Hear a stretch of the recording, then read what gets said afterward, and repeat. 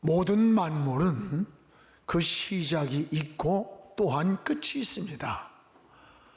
꽃도 피는 시간이 있었으면 반드시 지는 시간이 옵니다. 나무도 자랐다가는 언젠가 고목이 되는 날이 옵니다. 사람도 마찬가지입니다. 태어나는 날이 있으면 반드시 죽음의 시간이 다가옵니다. 사람은 얼마나 오래 살았느냐도 중요하지만 어떻게 살았느냐는 더 중요한 겁니다. 가장 어리석은 사람은 살아온 자기 인생을 후회하는 일입니다. 후회는 인생을 잘못 살았다고 하는 고백이기도 합니다. 우리가 그림을 그리다가 잘못 그렸으면 지워버리고 다시 그릴 수 있습니다.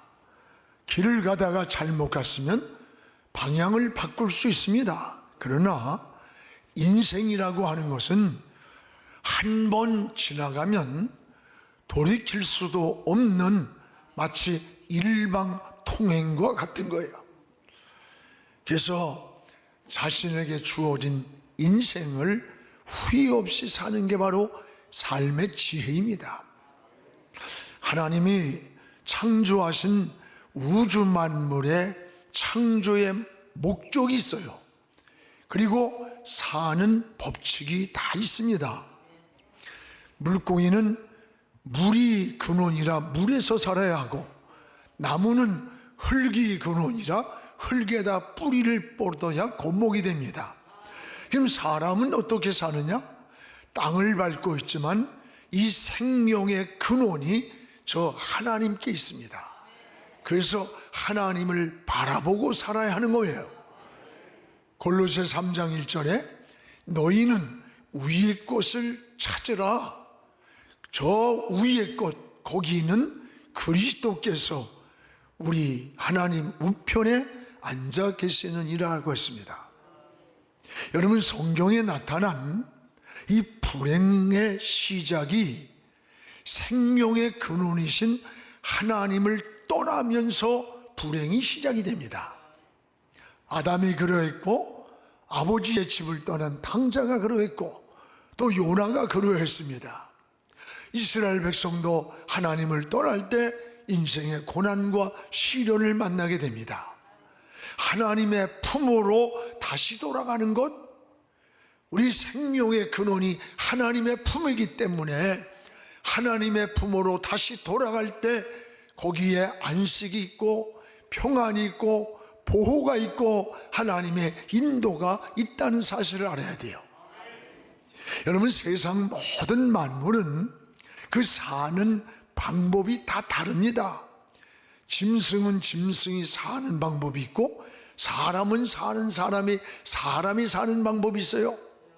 성도가 사는 방법과 불신자가 사는 방법이 달라요. 육에 속한 자가 사는 방법과 영에 속한 자가 사는 방법이 다르다는 것을 알아야 돼요. 오늘 본문은 변화된 이 그리스도인의 사는 방법이 뭐냐, 이것을 제시하고 있습니다. 그러면 성도는 어떻게 삶을 살아야 하느냐? 바울은 이 에베소 성도들에게 세 가지 방법을 소개하고 있습니다. 무엇보다 하나는 따라합시다. 사랑 가운데 행하라. 사랑 가운데 살아가는 것이라고 했습니다. 그리스도께서 너희를 사랑하신 것 같이, 여기 보면 그리스도께서 사랑한 그 사랑이 어떤 사랑인가?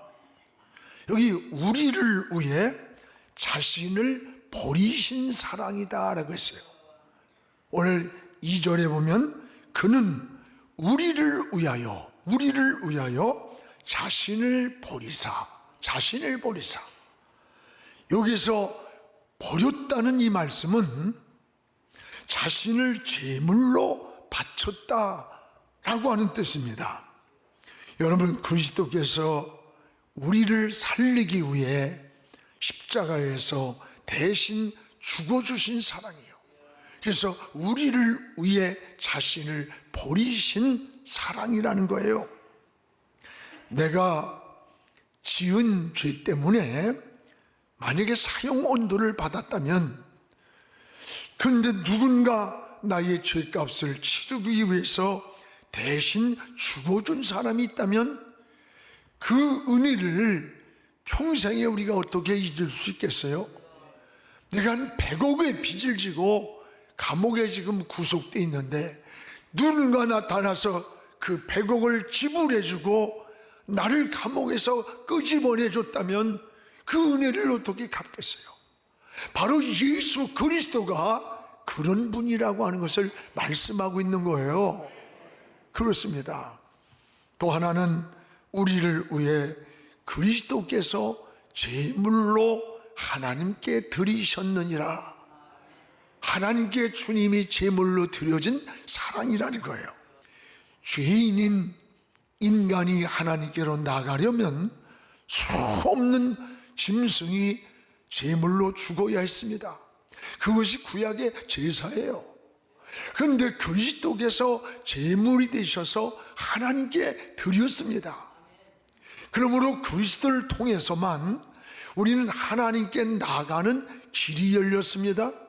하나님과 교제가 회복되고 하나님과 관계가 회복이 된 거예요.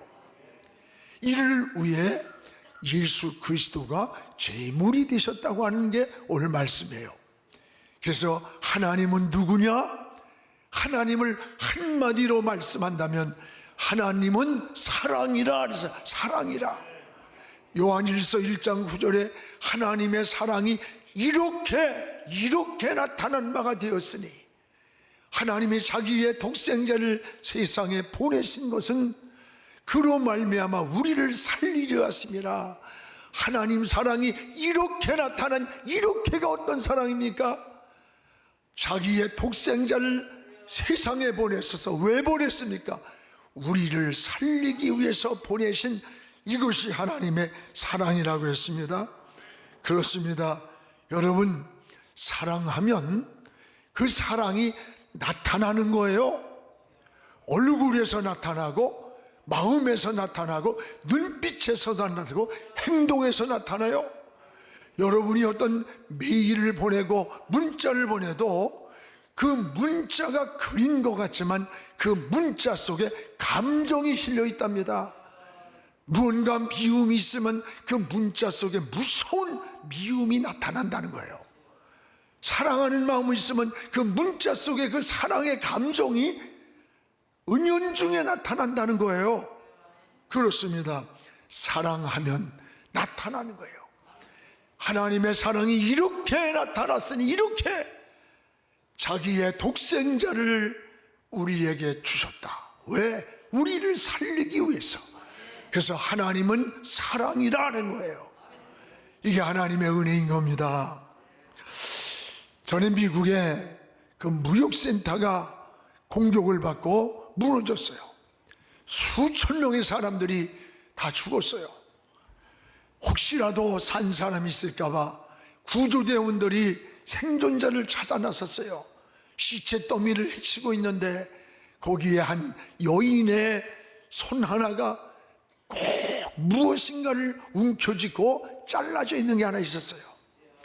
수많은 시체 속에서 그 손 하나는 아무것도 아니야. 그 지나치려는 순간에 이 구조대원의 마음에 사람이 뭐가 그리 소중하기에 이렇게 죽어가면서도 저렇게 놓지 못하고 움켜쥐고 있을까? 이게 호기심이 생겨가지고 그 굳은 여인의 손가락을 펴보았더니 그 손 안에 아기 손이 있었습니다. 자신이 죽어가면서도 끝까지 놓지 못하고 붙잡고 있었던 어린 자식의 손이었어요. 사랑은 이런 거예요. 말로 하고 요즘 나 사랑해? 어쩌고 사랑한다면서 뭘 그렇게 요구가 많아? 진짜 여러분 가슴에서 누군가를 사랑한다면요, 내가 주고 싶은 거예요. 사랑하기 때문에 주고 싶은 거예요. 더 주지 못하는 게 마음이 안타까워요. 이게 사랑의 본질이라는 거예요. 그래서 오늘 하나님의 사랑이 이렇게 나타나가 됐다, 이렇게 나타난 사랑이 독생자를 우리에게 주신, 이게 바로 하나님 사랑이라고 하는 거예요. 여러분, 바울은 이 사랑을 깨달은 에베소 성도들을 향해서 너희가 어떻게 사느냐, 이 사랑 가운데 행하라, 행한다는 말은 살아라, 이런 뜻이에요. 하나님의 사랑을 깨달은 초대교회 성도들을 보세요. 그들은 희생을 즐거웠고 목숨까지 초계처럼 버리면서 하나님을 사랑한다고 고백을 했어요. 여러분 잘 아는 초대교회 서모나 교회를 목회하던 분이 폴리갑이었습니다. 그땐 교부인데 오늘날로 말하면 목사죠. 이 폴리갑은 어느 날 156년경 기독교에 무서운 박해가 일어날 때예요. 이 폴리갑을 장작더미를 쌓아놓고 그 위에다가 올려놓고는 조롱을 하는 거예요. 내가 예수를 모른다고 하면 너를 살려줄 뿐만 아니라 너에게 이 나라의 전 재산의 반을 너에게 줄 수 있다, 이렇게 총독을 하는 거예요. 총독이. 아니면 너희가 만약에 그렇게 하지 않으면 이 장작불에 불을 태워서 널 죽이겠다. 여러분, 그때 많은 그리스도인들이 그 모습을 보고 그가 여러분 주님을 부인한다면 어떻게 됐을까? 근데 폴리갑은 초연한 모습으로, 내가 80평생을 살아오면서 주님은 나를 한 번도 모른다고 하시지 않았고 나에게 생명을 주셨는데 내가 어떻게 주님을 모른다고 할 수 있겠는가? 내 입이 더러워지기 전에 나를 이 불에 빨리 태워주시오. 그래가지고 거기에서 순교를 당하는 거예요. 여러분, 그것이 많은 사람들에게 이제 전달이 됐어요. 소문이 났어요. 위축될 줄 알았는데 그 폴리갑이 하나님을 바라보며 초연하게 순교의 제물이 되면서도 주님을 사랑한다고 고백하는 모습을 보고 기독교 운동이 막 불길같이 일어난 거예요. 죽음을 두려워하지 않고 사자밥 속에 들어가면서도 주님 사랑한다고 고백했던 초대교회 운동이 일어났던 겁니다. 이게 여러분 하나님의 은혜인 것이에요. 사랑하는 여러분, 오늘 우리의 신앙을 다시 돌아보시기 바랍니다. 주님을 여러분 진정 사랑합니까? 주님도 여러분을 사랑합니다. 여러분 주님을 위해 살기를 원합니까? 주님도 여러분에게 한없는 은혜와 평강과 축복 주시기를 원하시는 거예요. 우리는 의로 하나님을 사랑하고 이 아래로 인간을 사랑하며 사는 것, 이게 성도가 살아가는 방법임을 바울이 제시하는 겁니다. 또 하나는 성도는 어떻게 살아야 되느냐? 따라합시다. 구별되게 살아야 한다. 오늘 성도가 사는 방법은 구별되게 사는 것이라 그랬어요. 오늘 3절 5절에 나와 있는데, 그래서 우리 성도란 말은 거룩한 도를 따르는 자가 성도예요. 그래서 거룩한 백성, 구별된 백성이라고 하는 거예요. 성도를 하나님이 창조사역을 시작하실 때 창세기 1장 4절 5절에 보면 빛과 어둠을 나눴어요. 그리고 빛을 낮이라 하고 어둠을 밤이라고 구별했어요. 오순절날 성령의 불이 임했습니다. 불이 혀같이 갈라졌다 그랬어요. 사도행전 2장 3절에. 원래 이 갈라졌다는 말은 파괴가 되고 무질서한 것이 아니라 여러분 거룩한 구별이 이루어졌다는 거야. 세상에 뒤섞여 살던 인생들이 그들이 구별하여서 갈라져서 하나님 편에 살고 하나님을 위해 사는 구별이 이루어지는 거예요. 여러분 은혜 받은 증거가 뭔 줄 알아요? 은혜가 임하면 모든 게 구별이 되는 거야. 성별이 되는 거야. 어둠과 빛이 구별되고 삶이 구별되게 사는 거예요. 그래서 로마서 12장 3절을 이렇게 하잖아요. 너희 몸을 하나님이 기뻐하시는 거룩한 산 제물로 드려라. 이는 영적인 드릴 너희의 예배라는 거예요. 그렇습니다. 은혜 받으면 모든 게 구별이 되는 거예요. 하나님이 아브라함이 자녀가 없을 때 너 저 하늘의 별처럼 땅의 모래알처럼 네 다음 세대에게 복을 주겠다고 했어요. 그러니까 아브라함이 묻는 거예요. 하나님, 그걸 내가 무엇으로 알 수 있습니까? 하니까 넌 내게 제물을 드려라. 내가 그곳에 풀로 응답을 주겠다는 거예요. 아브라함이 소와 양을 각을 떠서 제단에 올려놨어요. 그런데 작은 새 한 마리는 쪼개지도 않고 통으로 갖다 올려놨어. 근데 아무리 기다려도 하나님이 약속한 풀이 내리지를 않는 거예요. 아브라함이 잠깐 졸고 있는 그 사이에 솔개 한 마리가 어디서 날아와서 쪼개지 않은 작은 새 위에 내리는 거예요. 그걸 보고 아브라함이 깜짝 놀라서 솔개를 쫓았습니다. 아브라함이 큰 짐승은 각을 떠서 드리면서 작은 새 한 마리를 왜 쪼개지 않고 그냥 드렸을까? 아마도 이까짓 것쯤 내가 이런 일을 드렸는데 이까짓 것쯤 했을 것이에요. 올여름은 그런데 신앙의 장애물이 어디에 걸린 줄 알아? 하찮게 여기는 이까짓 것쯤 하는 그 작은 것들이 우리의 축복의 장애물이었다는 거예요. 거기에 여러분 이까짓 것쯤이야? 이 정도야? 하찮게 생각하는 것들이 인생의 장애물, 은혜의 장애물, 축복의 장애물, 하나님이 내릴 불이 내리지 않는 응답의 장애물이었다는 것을 잊지 않기를 바랍니다. 쪼개지 않은 새 한 마리, 그것 때문에 하나님의 약속에 불이 내리지 않았고 솔개가 오히려 찾아왔습니다. 여러분, 우리는 어떻게 사는 겁니까? 매일매일 우리는 각을 떠서 살아야 되는 거예요. 다시 말하면 성별되게 구별되게 사는 게 은혜 받은 자의 삶이라는 것을 우리에게 잘 알려주고 있는 겁니다. 오늘에서 구별되게 살기 위해서는 어떻게 하느냐? 사도 바울은 오늘 우리가 버려야 할 요소가 있다는 것을 알려주는 거예요. 우리 3절 4절을 우리가 한번 읽겠습니다. 음행과 온갖 더러운 것과 탐욕과 모든 너희 중에서 그 이름조차 부르지 말라. 이는 성도에게 마땅한 바니라. 또 이런 누추함과 어리석은 말이나 또 희롱의 말이 마땅하지 아니하니 오히려 감사하는 말을 하라. 여러분, 여기에 음행이란 말이 나와요. 더러운 것, 자기 이익만 추구하는 탐욕, 이런 것들이 납니다. 이런 것은 이름조차 말하기가 부끄럽다. 이름조차 부르지 마라. 부끄러운 것이다.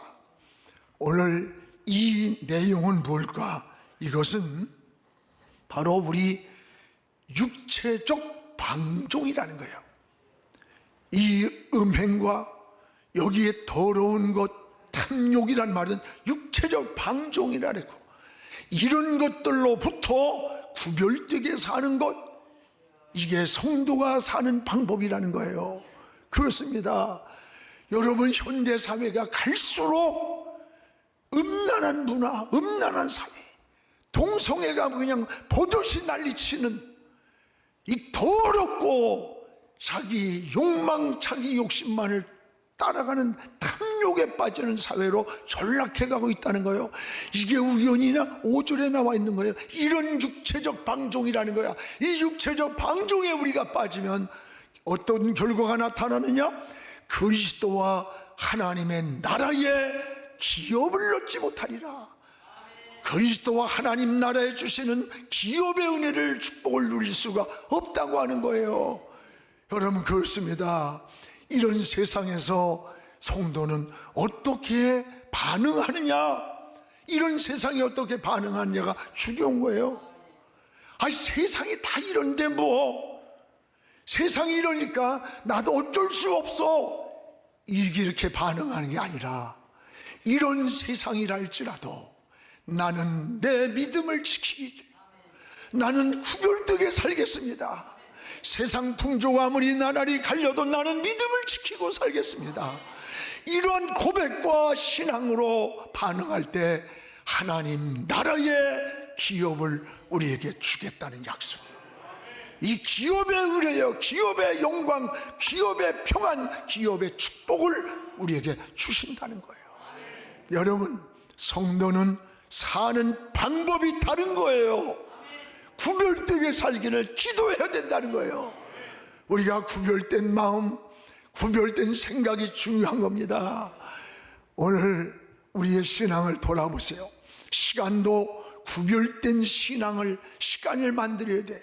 11조만 여러분 드린다고 물질만이 아니야.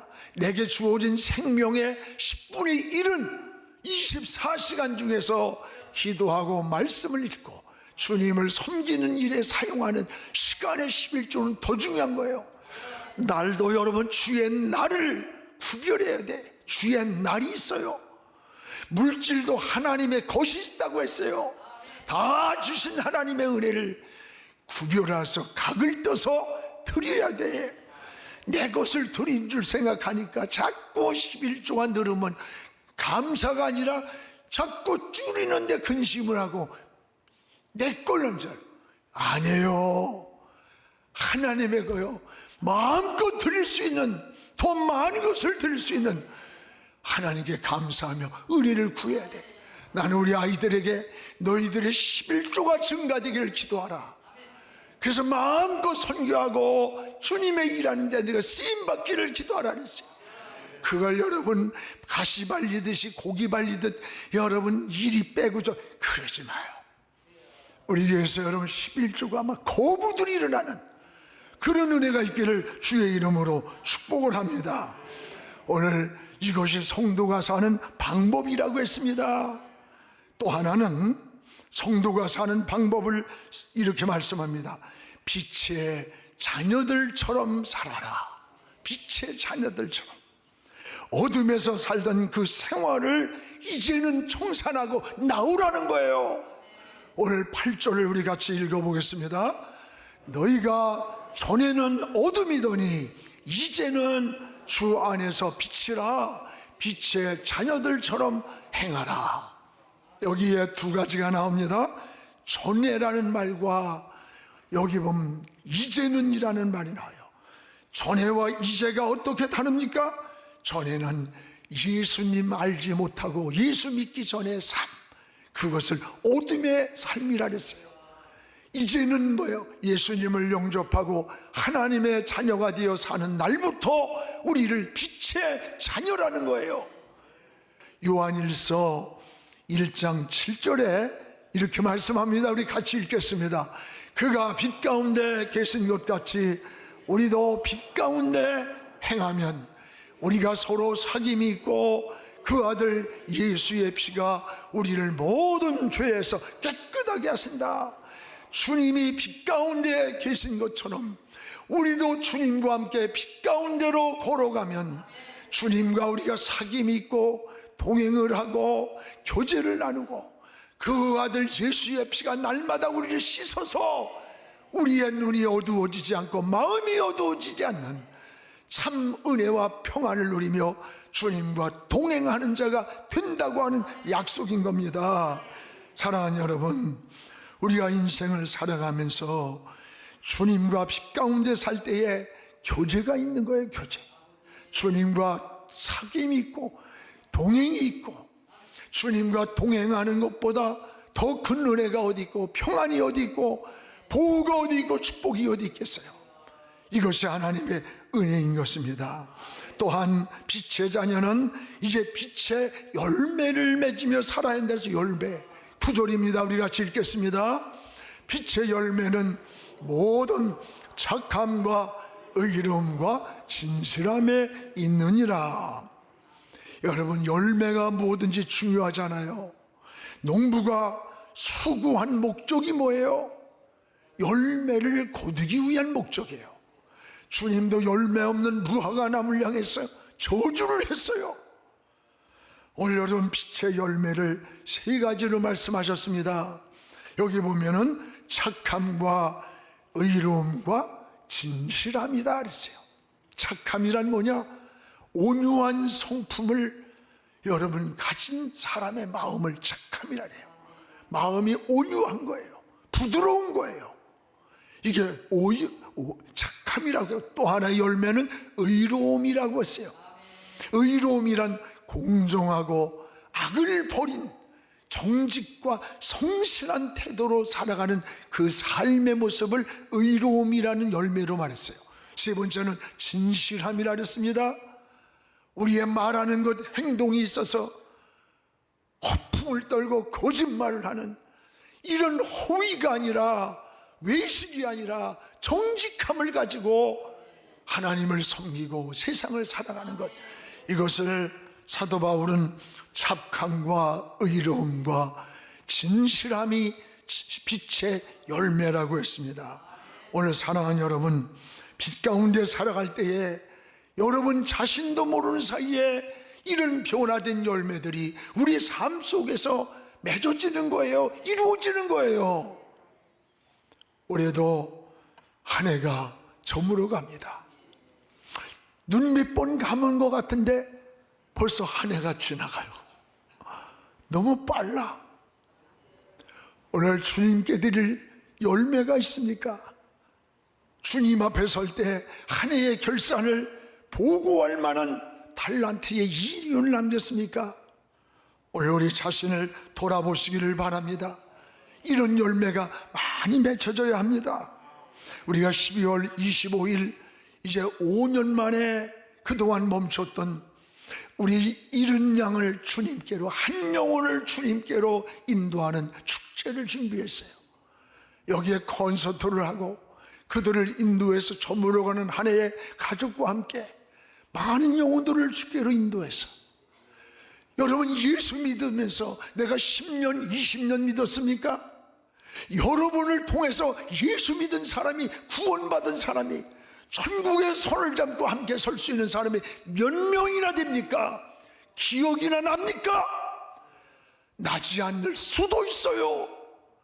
오늘 우리가 목사가 되고 장로가 되고 집사, 권사라는 직분도 중요하지만 그것이 본질이 아니에요. 나로 하여금 예수 믿은 사람이 몇 명 될까? 나로 인해서 천국 백성이, 하나님 자녀가 누구 몇 명 될까? 올 한 해가 지나가기 전에 한 영혼을 주님께로 인도하는데 여러분이 주인공이 되시기 바랍니다. 기회를 놓지 않기 바랍니다. 그래서 하나님의 나라가 이루어지고 많은 열매를 주님께 드리는 한 해의 결산이 되기를 주의 이름으로 축복을 합니다.